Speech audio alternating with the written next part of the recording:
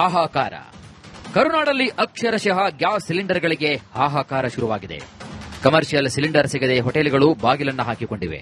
ಗಂಟೆಗಟ್ಟಲೆ gas agency ಮುಂದೆ ಕಾದು ಕಾದು ಕುಳಿತರೂ ಕೂಡ ಗೃಹ ಬಳಕೆ ಸಿಲಿಂಡರ್ ಸಿಗದ ಪರಿಸ್ಥಿತಿ ನಿರ್ಮಾಣವಾಗಿದೆ. ಒಂದು ರೀತಿ ಗ್ಯಾಸ್ ಎಮರ್ಜೆನ್ಸಿ ಸೃಷ್ಟಿಯಾಗಿದೆ. ಇಂತಹ ಸಂದಿಗ್ಧ ಪರಿಸ್ಥಿತಿಯಲ್ಲೂ ಕೂಡ ಸಿಲಿಂಡರ್ ದಂಧೆ ಜೋರಾಗಿದೆ.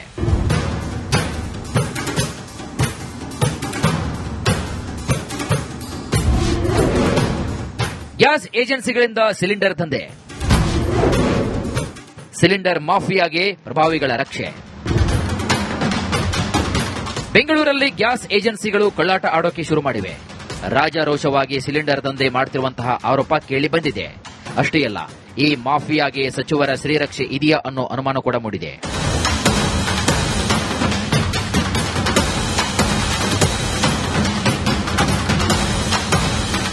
ಯಲಹಂಕದ ನಿಹಾಲ್ ಎಚ್ಪಿ ಗ್ಯಾಸ್ ಏಜೆನ್ಸಿಯಲ್ಲಿ ಅಕ್ರಮವಾಗಿ ಸಿಲಿಂಡರ್ಗಳನ್ನು ದಾಸ್ತಾನು ಮಾಡಿಕೊಂಡಿರುವಂತಹ ಆರೋಪ ಕೇಳಿಬಂದಿದೆ. ಸ್ಥಳೀಯರು ದೂರು ನೀಡಿದ ಬೆನ್ನಲ್ಲೇ ಏಜೆನ್ಸಿ ಮೇಲೆ ಆಹಾರ ಇಲಾಖೆ ಅಧಿಕಾರಿಗಳು ದಾಳಿ ಮಾಡಿದ್ದಾರೆ. ಬಳಿಕ ಅಕ್ರಮವಾಗಿ ದಾಸ್ತಾನು ಮಾಡಿದ್ದ ಸಿಲಿಂಡರ್ಗಳನ್ನು ಸೀಸ್ ಮಾಡಲು ಮೀನಾಮೇಷ ಎಣಿಸ್ತಾ ಇದ್ದಾರೆ. ಸ್ಥಳೀಯರು ಪ್ರಶ್ನೆ ಮಾಡಿದಕ್ಕೆ ನಮಗೆ ಸೀಸ್ ಮಾಡದಂತೆ ಆಹಾರ ಸಚಿವ ಮುನಿಯಪ್ಪನೇ ಹೇಳಿದ್ದಾರೆ ಅಂತ ಆಹಾರ ಅಧಿಕಾರಿಗಳು ಬಾಂಬ್ ಸಿಡಿಸಿದ್ದಾರೆ.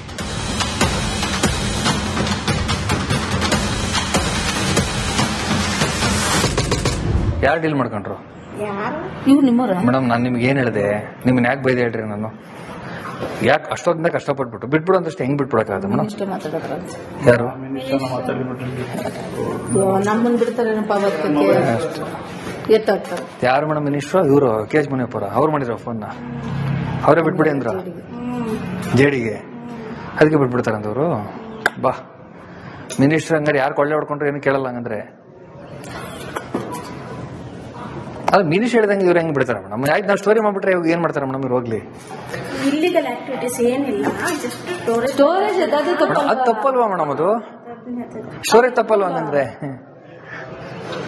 ಸ್ಟೋರೇಜ್ ಇಷ್ಟು ಸ್ಟೋರೇಜ್ ಇರೋದು ಎಷ್ಟು ತಪ್ಪು ಮೇಡಮ್? ಈಗ ಅದು ಈ ಟೈಮಲ್ಲಿ ಬರಗಾಲ ಇದ್ದಂಗಿದೆ ಸಿಲಿಂಡರ್ಗಳಿಗೆ.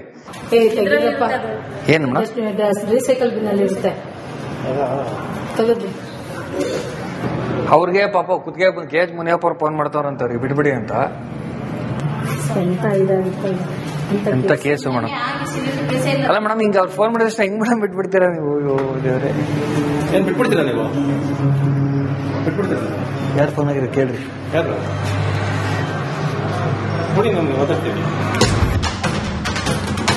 ಸತ್ತಾರ್, metro bureau, republic Kannada, Bengaluru.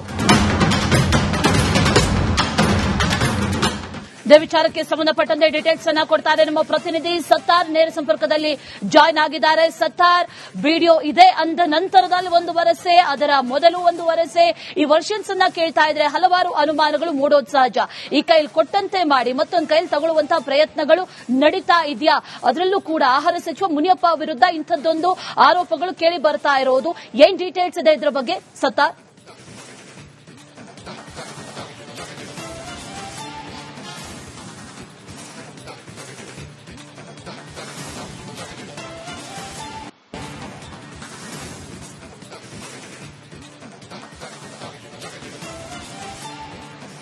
Ashwini, ಇಲ್ಲಿ ಸಚಿವರ ಮೇಲೆ ನೇರ ಆರೋಪ ಮಾಡ್ತಾ ಇರುವಂತದ್ದು ಖುದ್ದು ರೇಡ್ ಮಾಡಲು ಬಂದಿರುವಂತಹ ಅಧಿಕಾರಿ. ಈ ಅಧಿಕಾರಿಯೇ ಈ ಒಂದು ಆರೋಪ ಅಂದ್ರೆ ಅವರ ಹೆಸರು ಪ್ರಸ್ತಾಪ ಮಾಡಿರುವುದರಿಂದ ಸಹಜವಾಗಿಯೇ ಒಂದಿಷ್ಟು ಅನುಮಾನ ಮೂಡೋದು ಕಾಮನ್. ಈ ಒಂದು ಪ್ರಕರಣ ನೋಡೋದಾದ್ರೆ ಯಲಹಂಕದ ನ್ಯೂ ಟೌನ್ ಪೊಲೀಸ್ ಠಾಣಾ ವ್ಯಾಪ್ತಿಯಲ್ಲಿ ಒಂದು ಕಡೆ ಗೋಡೌನ್ ಅಲ್ಲಿ ಒಂದಿಷ್ಟು ಡೊಮೆಸ್ಟಿಕ್ ಮತ್ತು ಗೃಹ ಬಳಕೆ ಸಿಲಿಂಡರ್ ಅನ್ನು ದಾಸ್ತಾನು ಮಾಡಿರುವಂತಹ ವಿಚಾರ ಅಲ್ಲಿರುವಂತಹ ಸ್ಥಳೀಯರಿಗೆ ಗೊತ್ತಾಗುತ್ತೆ. ಖುದ್ದು ಅಲ್ಲಿರುವಂತಹ ಸ್ಥಳೀಯರು ಆ ಒಂದು ಏಜೆನ್ಸಿ ಹತ್ರ ಹೋಗಿ ಗ್ಯಾಸ್ ಕೊಡಿ ಅಂದಾಗ ನಮ್ಮ ಹತ್ರ ಯಾವುದೇ ರೀತಿ ಸ್ಟಾಕ್ ಇಲ್ಲ ಅಂತ ಅಂತಾರೆ. ತದನಂತರದಲ್ಲಿ ಒಂದು ರಹಸ್ಯ ಜಾಗದಲ್ಲಿ ಅದನ್ನು ಶೇಖರಣೆ ಮಾಡಿಟ್ಟಿರೋದು ಗೊತ್ತಾಗುತ್ತೆ. ಈ ಒಂದು ಸಂದರ್ಭದಲ್ಲಿ ಮೊದಲು ಅವರು ಫುಡ್ ಆಫೀಸರ್ಗೆ ಇನ್ಫಾರ್ಮೇಶನ್ ಕೊಡ್ತಾರೆ. ಅದರಂತೆ ರೇಡ್ ಕೂಡ ಆಗುತ್ತೆ. ರೇಡ್ ಆದ ನಂತರದಲ್ಲಿ ಸಾಮಾನ್ಯವಾಗಿ ರೇಡ್ ಆದ ನಂತರದಲ್ಲಿ ಅಷ್ಟು ಇದನ್ನು ಸೀಸ್ ಮಾಡ್ತಾರೆ. ಬಟ್ ಇಲ್ಲಿ ಈ ಒಂದು ಪ್ರಕರಣದಲ್ಲಿ ಆ ರೀತಿ ಯಾವುದೇ ರೀತಿಯ ಒಂದು ಡೆವಲಪ್ಮೆಂಟ್ ಆಗಲ್ಲ. ರಾಜ್ಯದಲ್ಲಿ ಇದುವರೆಗೆ ಸರಿಸುಮಾರು 1400 ಸಿಲಿಂಡರ್ಗಳನ್ನು ಸೀಸ್ ಮಾಡಿದ್ರು ಕೂಡ ನಿನ್ನೆ ಯಲಹಂಕದ ಪ್ರಕರಣದಲ್ಲಿ ನೋಡೋದಾದ್ರೆ ಯಾವುದೇ ರೀತಿ ಸೀಸ್ ಮಾಡಲು ಮುಂದಾಗಲ್ಲ. ಇದರಿಂದ ಸಹಜವಾಗಿ ಅಲ್ಲಿರುವಂತಹ ಸ್ಥಳೀಯರಿಗೆ ಅನುಮಾನ ಮೂಡುತ್ತೆ. ಯಾಕೆ ನೀವು ಸೀಸ್ ಮಾಡಲ್ಲ, ಏನ್ ಕ್ರಮ ತಗೋತಿಲ್ಲ ಅಂತ ಪ್ರಶ್ನೆ ಮಾಡಿದಂತ ಸಂದರ್ಭದಲ್ಲಿ ಇಲ್ಲ, ನಮಗೆ ಸಚಿವರ ಕಡೆಯಿಂದ ಒಂದು ಇನ್ಸ್ಟ್ರಕ್ಷನ್ ಬಂದಿದ್ದನ್ನು ವಿಚಾರವನ್ನು ಖುದ್ದು ರೇಡ್ ಮಾಡಲು ಬಂದಿರುವಂತಹ ಅಧಿಕಾರಿಯಲ್ಲಿ ಪ್ರಸ್ತಾಪ ಮಾಡಿರುವುದರಿಂದ ಸಹಜವಾಗಿ ಈ ರೀತಿಯ ಅನುಮಾನ ಮೂಡುವುದು ಕಾಮನ್. ಎಲ್ಲೋ ಒಂದು ಕಡೆ ಬೆಂಗಳೂರಿನಲ್ಲಿ ನಡೀತಿರುವಂತಹ ಗ್ಯಾಸ್ ದಂಧೆಯಲ್ಲಿ ಪ್ರಭಾವಿಗಳ ಕೈವಾಡ ಇದೆಯಾ ಅನ್ನೋ ಪ್ರಶ್ನೆ ಕೂಡ ಮೂಡ್ತಾ ಇದೆ. ಇದೇ ಕಾರಣಕ್ಕೆ ಅವರು ಅಲ್ಲಿ ಬಂದಂತಹ ಪೊಲೀಸರು ಕೂಡ ವಾಪಸ್ ಹೋಗ್ತಾರೆ, ಆಹಾರ ನಿರೀಕ್ಷಕಿಯು ಅವರು ಕೂಡ ವಾಪಸ್ ಹೋಗ್ತಾರೆ.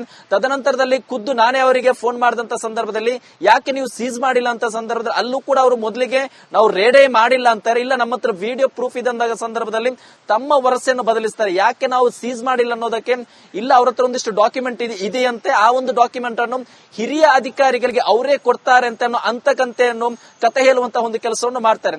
ಒಂದು ಕಡೆ ಬೆಂಗಳೂರಿನಲ್ಲಿ ಸಿಲಿಂಡರ್ ಅಭಾವ, ಮತ್ತೊಂದು ಕಡೆಯಲ್ಲಿ ಈ ರೀತಿಯ ಡೆವಲಪ್ಮೆಂಟ್ ಸಹಜವಾಗಿ ಎಲ್ಲೋ ಒಂದು ಕಡೆ ಪ್ರಭಾವಿಗಳ ಶ್ರೀರಕ್ಷೆ ಇದೆಯಾ ಅನ್ನೋ ಪ್ರಶ್ನೆ ಕೂಡ ಸದ್ಯಕ್ಕೆ ಮೂಡ್ತಾ ಇದೆ. ಅಶ್ವಿನಿ, ನಿಜ ಸತಾರ್, ಥ್ಯಾಂಕ್ ಯು ಡೀಟೇಲ್ಸ್ಗೆ.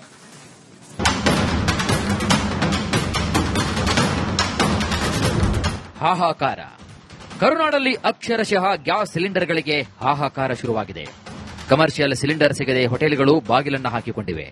ಗಂಟೆಗಟ್ಟಲೆ ಗ್ಯಾಸ್ ಏಜೆನ್ಸಿ ಮುಂದೆ ಕಾದು ಕಾದು ಕುಳಿತರೂ ಕೂಡ ಗೃಹ ಬಳಕೆ ಸಿಲಿಂಡರ್ ಸಿಗದ ಪರಿಸ್ಥಿತಿ ನಿರ್ಮಾಣವಾಗಿದೆ.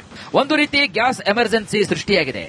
ಇಂತಹ ಸಂದಿಗ್ಧ ಪರಿಸ್ಥಿತಿಯಲ್ಲೂ ಕೂಡ ಸಿಲಿಂಡರ್ ದಂಧೆ ಜೋರಾಗಿದೆ.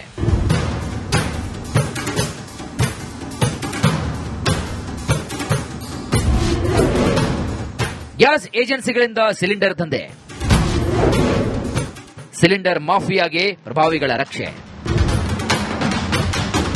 ಬೆಂಗಳೂರಲ್ಲಿ ಗ್ಯಾಸ್ ಏಜೆನ್ಸಿಗಳು ಕೊಳ್ಳಾಟ ಆಡೋಕೆ ಶುರು ಮಾಡಿವೆ.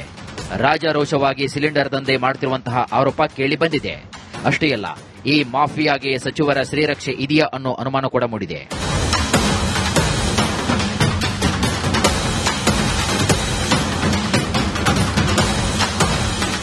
ಯಲಹಂಕದ ನಿಹಾಲ್ ಎಚ್ಪಿ ಗ್ಯಾಸ್ ಏಜೆನ್ಸಿಯಲ್ಲಿ ಅಕ್ರಮವಾಗಿ ಸಿಲಿಂಡರ್ಗಳನ್ನು ದಾಸ್ತಾನು ಮಾಡಿಕೊಂಡಿರುವಂತಹ ಆರೋಪ ಕೇಳಿ ಬಂದಿದೆ. ಸ್ಥಳೀಯರು ದೂರು ನೀಡಿದ ಬೆನ್ನಲ್ಲೇ ಏಜೆನ್ಸಿ ಮೇಲೆ ಆಹಾರ ಇಲಾಖೆ ಅಧಿಕಾರಿಗಳು ದಾಳಿ ಮಾಡಿದ್ದಾರೆ. ಬಳಿಕ ಅಕ್ರಮವಾಗಿ ದಾಸ್ತಾನು ಮಾಡಿದ್ದ ಸಿಲಿಂಡರ್ಗಳನ್ನು ಸೀಸ್ ಮಾಡಲು ಮೀನಾಮೇಷ ಎಣಿಸ್ತಾ ಇದ್ದಾರೆ. ಸ್ಥಳೀಯರು ಪ್ರಶ್ನೆ ಮಾಡಿದಕ್ಕೆ ನಮಗೆ ಸೀಸ್ ಮಾಡದಂತೆ ಆಹಾರ ಸಚಿವ ಮುನಿಯಪ್ಪನೇ ಹೇಳಿದ್ದಾರೆ ಅಂತ ಆಹಾರ ಅಧಿಕಾರಿಗಳು ಬಾಂಬ್ ಸಿಡಿಸಿದ್ದಾರೆ.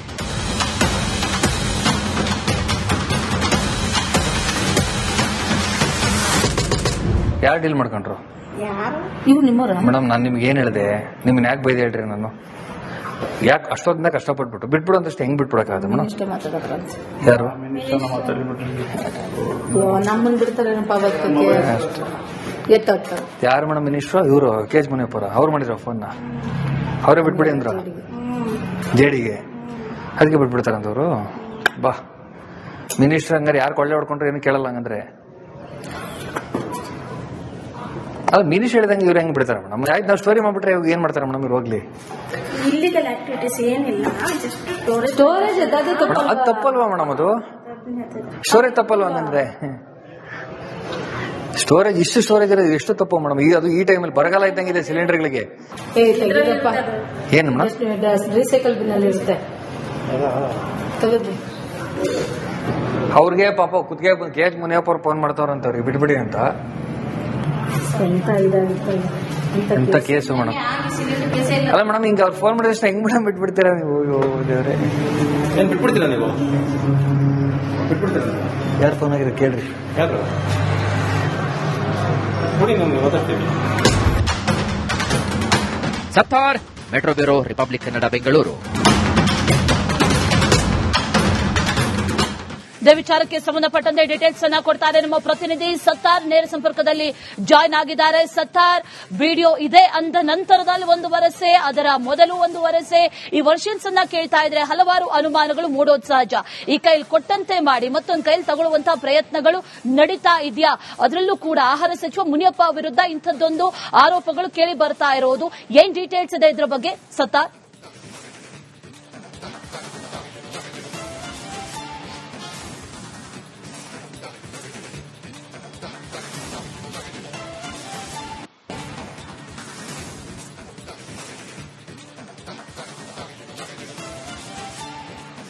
ಅಶ್ವಿನಿ, ಇಲ್ಲಿ ಸಚಿವರ ಮೇಲೆ ನೇರ ಆರೋಪ ಮಾಡ್ತಾ ಇರುವಂತದ್ದು ಖುದ್ದು ರೇಡ್ ಮಾಡಲು ಬಂದಿರುವಂತಹ ಅಧಿಕಾರಿ. ಈ ಅಧಿಕಾರಿಯೇ ಈ ಒಂದು ಆರೋಪ ಅಂದ್ರೆ ಅವರ ಹೆಸರು ಪ್ರಸ್ತಾಪ ಮಾಡಿರುವುದರಿಂದ ಸಹಜವಾಗಿ ಒಂದಿಷ್ಟು ಅನುಮಾನ ಮೂಡುವುದು ಕಾಮನ್. ಈ ಒಂದು ಪ್ರಕರಣ ನೋಡೋದಾದ್ರೆ ಯಲಹಂಕದ ನ್ಯೂ ಟೌನ್ ಪೊಲೀಸ್ ಠಾಣಾ ವ್ಯಾಪ್ತಿಯಲ್ಲಿ ಒಂದು ಕಡೆ ಗೋಡೌನ್ ಅಲ್ಲಿ ಒಂದಿಷ್ಟು ಡೊಮೆಸ್ಟಿಕ್ ಮತ್ತು ಗೃಹ ಬಳಕೆ ಸಿಲಿಂಡರ್ ಅನ್ನು ದಾಸ್ತಾನು ಮಾಡಿರುವಂತಹ ವಿಚಾರ ಅಲ್ಲಿರುವಂತಹ ಸ್ಥಳೀಯರಿಗೆ ಗೊತ್ತಾಗುತ್ತೆ. ಖುದ್ದು ಅಲ್ಲಿರುವಂತಹ ಸ್ಥಳೀಯರು ಆ ಒಂದು ಏಜೆನ್ಸಿ ಹತ್ರ ಹೋಗಿ ಗ್ಯಾಸ್ ಕೊಡಿ ಅಂದಾಗ ನಮ್ಮ ಹತ್ರ ಯಾವುದೇ ರೀತಿ ಸ್ಟಾಕ್ ಇಲ್ಲ ಅಂತ ಅಂತಾರೆ. ತದನಂತರದಲ್ಲಿ ಒಂದು ರಹಸ್ಯ ಜಾಗದಲ್ಲಿ ಅದನ್ನು ಶೇಖರಣೆ ಮಾಡಿಟ್ಟಿರೋದು ಗೊತ್ತಾಗುತ್ತೆ. ಈ ಒಂದು ಸಂದರ್ಭದಲ್ಲಿ ಮೊದಲು ಅವರು ಫುಡ್ ಆಫೀಸರ್ಗೆ ಇನ್ಫಾರ್ಮೇಶನ್ ಕೊಡ್ತಾರೆ, ಅದರಂತೆ ರೇಡ್ ಕೂಡ ಆಗುತ್ತೆ. ರೇಡ್ ಆದ ನಂತರದಲ್ಲಿ ಸಾಮಾನ್ಯವಾಗಿ ರೇಡ್ ಆದ ನಂತರದಲ್ಲಿ ಅಷ್ಟು ಇದನ್ನು ಸೀಸ್ ಮಾಡ್ತಾರೆ. ಬಟ್ ಇಲ್ಲಿ ಈ ಒಂದು ಪ್ರಕರಣದಲ್ಲಿ ಆ ರೀತಿ ಯಾವುದೇ ರೀತಿಯ ಒಂದು ಡೆವಲಪ್ಮೆಂಟ್ ಆಗಲ್ಲ. ರಾಜ್ಯದಲ್ಲಿ ಇದುವರೆಗೆ ಸರಿಸುಮಾರು 1400 ಸಿಲಿಂಡರ್ಗಳನ್ನು ಸೀಸ್ ಮಾಡಿದ್ರು ಕೂಡ ನಿನ್ನೆ ಯಲಹಂಕದ ಪ್ರಕರಣದಲ್ಲಿ ನೋಡೋದಾದ್ರೆ ಯಾವುದೇ ರೀತಿ ಸೀಸ್ ಮಾಡಲು ಮುಂದಾಗಲ್ಲ. ಇದರಿಂದ ಸಹಜವಾಗಿ ಅಲ್ಲಿರುವಂತಹ ಸ್ಥಳೀಯರಿಗೆ ಅನುಮಾನ ಮೂಡುತ್ತೆ. ಯಾಕೆ ನೀವು ಸೀಸ್ ಮಾಡಲ್ಲ, ಏನ್ ಕ್ರಮ ತಗೋತಿಲ್ಲ ಅಂತ ಪ್ರಶ್ನೆ ಮಾಡಿದಂತ ಸಂದರ್ಭದಲ್ಲಿ ಇಲ್ಲ, ನಮಗೆ ಸಚಿವರ ಕಡೆಯಿಂದ ಒಂದು ಇನ್ಸ್ಟ್ರಕ್ಷನ್ ಬಂದಿದ್ದ ವಿಚಾರವನ್ನು ಖುದ್ದು ರೇಡ್ ಮಾಡಲು ಬಂದಿರುವಂತಹ ಅಧಿಕಾರಿಯಲ್ಲಿ ಪ್ರಸ್ತಾಪ ಮಾಡಿರುವುದರಿಂದ ಸಹಜವಾಗಿ ಈ ರೀತಿಯ ಅನುಮಾನ ಮೂಡುವುದು ಕಾಮನ್. ಎಲ್ಲೋ ಒಂದು ಕಡೆ ಬೆಂಗಳೂರಿನಲ್ಲಿ ನಡೀತಿರುವಂತಹ ಗ್ಯಾಸ್ ದಂಧೆಯಲ್ಲಿ ಪ್ರಭಾವಿಗಳ ಕೈವಾಡ ಇದೆಯಾ ಅನ್ನೋ ಪ್ರಶ್ನೆ ಕೂಡ ಮೂಡ್ತಾ ಇದೆ. ಇದೇ ಕಾರಣಕ್ಕೆ ಅವರು ಅಲ್ಲಿ ಬಂದಂತಹ ಪೊಲೀಸರು ಕೂಡ ವಾಪಸ್ ಹೋಗ್ತಾರೆ, ಆಹಾರ ನಿರೀಕ್ಷಕಿಯು ಅವರು ಕೂಡ ವಾಪಸ್ ಹೋಗ್ತಾರೆ. ತದನಂತರದಲ್ಲಿ ಖುದ್ದು ನಾನೇ ಅವರಿಗೆ ಫೋನ್ ಮಾಡಿದಂತ ಸಂದರ್ಭದಲ್ಲಿ ಯಾಕೆ ನೀವು ಸೀಸ್ ಮಾಡಿಲ್ಲ ಅಂತ ಸಂದರ್ಭದಲ್ಲಿ ಅಲ್ಲೂ ಕೂಡ ಅವರು ಮೊದಲಿಗೆ ನಾವು ರೇಡೇ ಮಾಡಿಲ್ಲ ಅಂತಾರೆ. ಇಲ್ಲ, ನಮ್ಮ ಹತ್ರ ವಿಡಿಯೋ ಪ್ರೂಫ್ ಇದೆ ಅಂದಾಗ ಸಂದರ್ಭದಲ್ಲಿ ತಮ್ಮ ವರಸೆಯನ್ನು ಬದಲಿಸ್ತಾರೆ. ಯಾಕೆ ನಾವು ಸೀಸ್ ಮಾಡಿಲ್ಲ ಅನ್ನೋದಕ್ಕೆ ಇಲ್ಲ, ಅವ್ರ ಹತ್ರ ಒಂದಿಷ್ಟು ಡಾಕ್ಯುಮೆಂಟ್ ಇದೆಯಂತೆ, ಆ ಒಂದು ಡಾಕ್ಯುಮೆಂಟ್ ಅನ್ನು ಹಿರಿಯ ಅಧಿಕಾರಿಗಳಿಗೆ ಅವರೇ ಕೊಡ್ತಾರೆ ಅಂತ ಅಂತಕಂತೆಯನ್ನು ಕತೆ ಹೇಳುವಂತಹ ಒಂದು ಕೆಲಸವನ್ನು ಮಾಡ್ತಾರೆ.